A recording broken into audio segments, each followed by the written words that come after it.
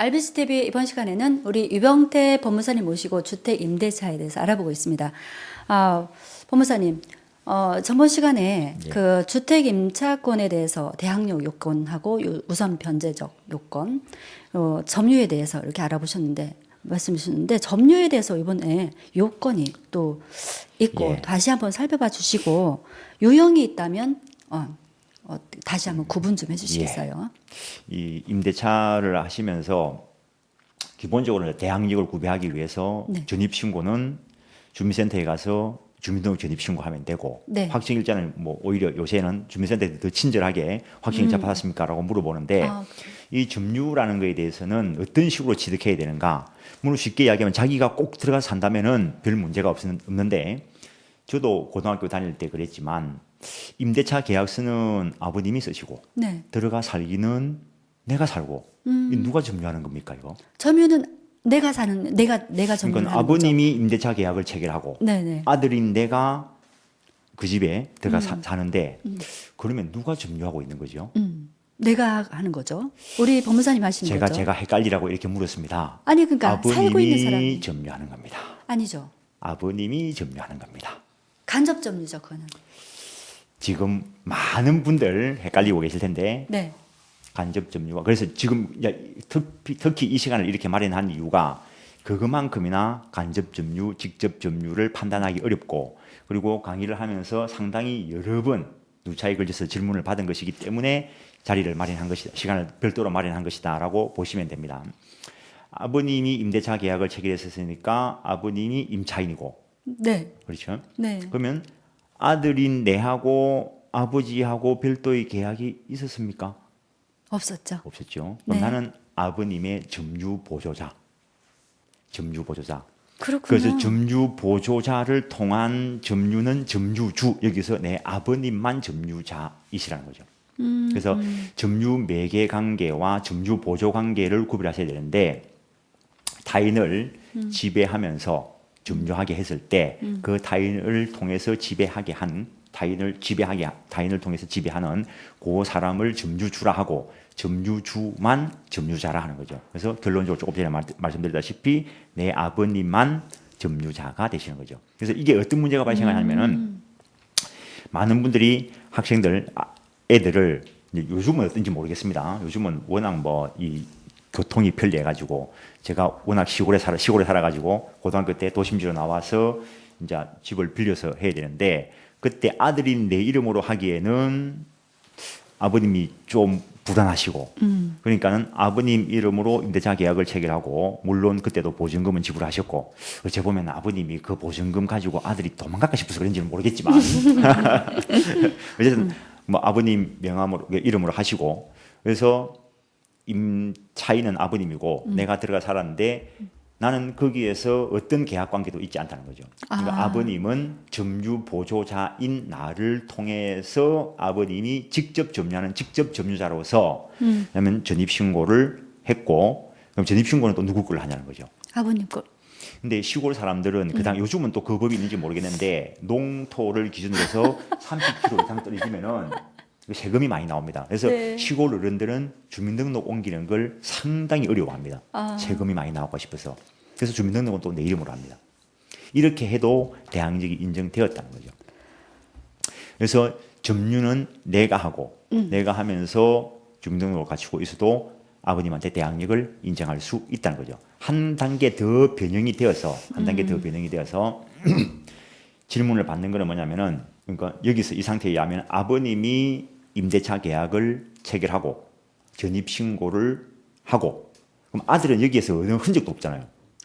그러니까 아들만 들어가 사는 거죠. 이랬을 때 대항력을 인정할 수 있는가를 상당히 질문을 많이 받았는데 조금 전에 말씀드렸던 그 논리로 임차인이 사실상 지배하는 점유주이기 때문에 대항력을 구비할 수 있다는 거죠. 그러면 거기서 아들은 임차인이 아니기 때문에 그렇죠. 점유가 아닌 거. 점유 보조자에 불과하다는 거죠. 네네. 점유 보조자에게는 점유를 인정하지 않는다는 제가 거죠. 이 문제는 틀렸을 것 같아요. 근데 시험에서 여기까지는 안 나오죠. 네. 근데 시험에서 여기까지 안 나오기 때문에 이 합격하시고 나와가지고 이런 것들에 대해서 질문을 상당히 많이 하십니다. 75.5 좀 확정하기는 그렇고 이래 하니까 질문을 하시는데 요 근래에는 이제 반대로 된 질문을 받았습니다. 반대로 된 질문. 이번에는 이제 아버님이 연로하셔가지고 네. 아들이 임대차 계약을 체결하고 네. 아버지가 들어가셔서 사셔도 대항력이 인정되는가? 똑같지요. 그렇죠. 예, 똑같은 상황이 되는 상황이 거죠. 똑같은 예, 거죠. 그래서 그런 경우에도 대항력이 인정될 수 있고 확정일자를 받았으면은 우선 변제될 수 있다는 거죠. 네, 그래서 그러면- 직접 점유 방법은 네. 반드시 임차인 스스로 직접 들어가서 살고 있는 경우뿐만 아니라 점유 보조자, 즉 가족들을 통해서 하더라도 임차인이 직접 점유자로서 보호를 받을 수 있다라는 것. 그러면 여기서 이제 문제가 되는 게 간접 점유인데 네네. 민법 조문에 간접 점유라는 것은 지상권, 전세권, 임차권, 사용대차, 기타 이와 유사한 관계에 의해서 타인으로 점유하게 한 자는 간접 점유권이 있다라고 해놨습니다. 그래서 이 경우에는 직접 점유를 타인에게 줍니다. 예를 들어서 제가 임대차 계약을 체결합니다. 네. 그럼 제가 임차인입니다. 네. 근데 내가 좀 더 극단적인 예를 들기 위해서 직장이 서울에 있어서 서울에 주거용으로 살기 위해서 주택 임대차 계약을 체결하고 내가 주택 임차인이 되었습니다. 그런데 위 사람한테 밑빚는지 모르겠는데 지방으로 발령을 냈어요. 그럼 내가 들어가 살 수가 없잖아요. 그렇죠. 그럼 내 가족만 하나도 갈 수도 있는데 가족들도 다 같이 가야 된다는 문제. 뭐 해외로 발령을 냈다 칩시다. 네. 해외로. 그러면은 이 임대차 계약을 파기하고 다른 사람한테 임차를 주면 되는데 주인 입장에서는 당장 보증금을 내가 해외에 나갈 때까지 마련할 방법이 없을 수도 있잖아요.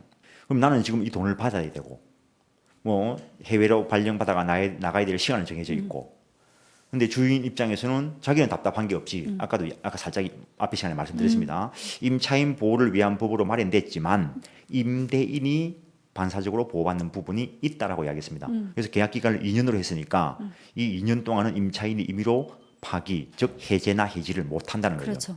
그래서 임대인은 나는 2년 동안 보증금 안 줄 거야 라고 하면은 답답한 사람이 우물을 판다고 내가 다시 다른 사람한테 빌려줄 수 있다는 거죠. 내가 이때 임차인인 내가 다시 다른 사람한테 빌려줄 때 공짜로 빌려주면 사용대차 또 대가를 빌려주고 하면은 임대차가 될 것인데 빌린 걸 다시 빌려주기 때문에 전대차라고 이야기하는 거죠. 네. 근데 이 임대인과의 관계에 있어서 내가 임차인입니다. 그다음에 내가 다른 사람한테 임대차로 전대를 줄 때 이 전차인하고 주인하고는 아무 관계가 없습니다. 그렇죠. 내하고 채권 관계죠. 그랬을 때 나는 보호받을 수 있는 방법이 있는가? 이제 여기서는 내가 주인과의 관계에서 임차인이니까 내가 어떻게 보호받을까의 문제입니다. 일단은 이 사람은 나중 문제라고요. 네. 전차인은. 그랬을 때 누구의 주민등록을 갖춰야 되느냐? 누구의 주민등록을? 내가 조금 전에 예를 들 때는 해외로 발령 가야 된다라고 했기 때문에 주민등록을 두고 가도 되지만 제주도로 발령이 났으면은 다른 어떤 이유 때문에 또 거기서 또 임차주택을 구할 수도 있으니까 내 주민등록을 제주도로 가져가야 될 필요도 있을 겁니다. 그러면은 내 주민등록이어야 된다라고 이야기하면은 분명히 어느 한쪽은 보호를 받지 못하게 됩니다. 제주도든 서울이든. 그래서 판례가 전차인인 이 직접 점유자가 점유 매개 관계에 기해서 타인으로 하여금 직접 점유하게 한 이 사람을 간접 점유자라고 했는데 직접 점유자가 주민등록을 갖추면 간접 점유자에게 대항력을 인정한다라고 했습니다. 그러면 여기서 서울에서는 간접 점유자로서 이 사람은 대항력을 취득할 수 있고 또 제주도에 가서 전입신고를 하면은 거기서 임차를 하고 전입신고를 하면은 거기서는 직접 점유자로서 대항력을 취득할 수 있고 그래서 이 판례는 정말 판사님이 많이 고민한 판례라고 생각이 듭니다. 정말 뭐 솔로몬의 판례.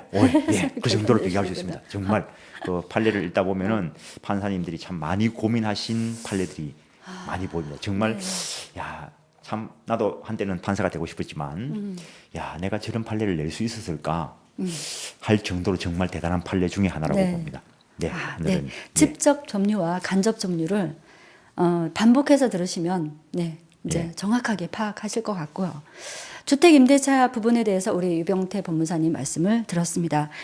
주택임대차 보호법도 민법 특별법 예. 네네, 제정이 되었는데 우리나라에 그 많은 주거 형태가 있기 때문에 이런 제도가 상당히 깊이 있게 파악하고 네. 알고 있어야 될 것 같고 권리를 또 주장하고 보호받기 위해서는 좀 더 디테일하게 알아야 될 것 같습니다. 공인중개사분들을 통해서도 물론 상담을 받으시겠지만 시청자 여러분들이 스스로 공부를 예. 해서 권리를 보호받을 수 있으면 좋겠습니다. 지금까지 유병태 법무사님과 함께 주택임대차에 대해서 알아봤습니다. 공인중개사를 위한 방송국 RBC TV 오늘은 여기서 마치겠습니다. 고맙습니다. 네, 감사합니다. 고맙습니다.